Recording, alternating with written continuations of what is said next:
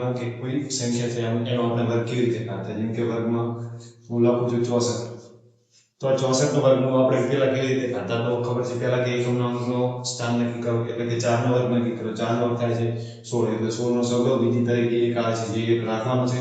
પછી આ 3 નો ગુણાકાર કરવાનો, 6 ચોક 24 48 માં પછી 1 વધી નાખવાની એટલે 49. 49 નો નવડો લઈશ એની ચોગડો બીજી તરીકે રાખીશ. પછી હું દશકના અંકનો મતલબ કે વર્ગ કરીશ. 6 નો વર્ગ 36 થાય, 36 માં 4 નાખીશ એટલે 40 થશે. આ આપણે આવી રીતે વર્ગ કરવાની ટ્રીક જોઈ હતી. અને આપણે 5 વાળી પર વર્ગ કરવાની ટ્રીક જોઈએ, જેમ કે 75 નો વર્ગ. 75 નો વર્ગ બે રીતે થાય છે. પહેલી રીતે આપણે આ રીતે કરીએ તો 5 × 25 નો 5 રો, બીજી પડી 2. પછી આનો ક્રમવાઇઝ કરીએ કે 7 × 35, 35 × 70, 70 × 2 75 નો બગડો, બીજી પડી 7. પછી 7 નો વર્ગ કરીએ 70 49, 49 ને 7 56 થાય છે. હવે આની 5 ની પ્રોફેશનલ ટ્રીક કઈ છે ખબર છે?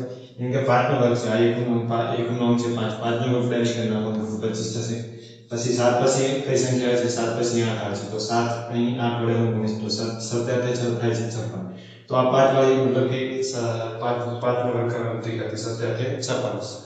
હવે આપણે જોઈશું કે વર્ગમૂળ કેવી રીતે કાઢી શકાય. આ તો આપણે વર્ગ કરવાની ટ્રીક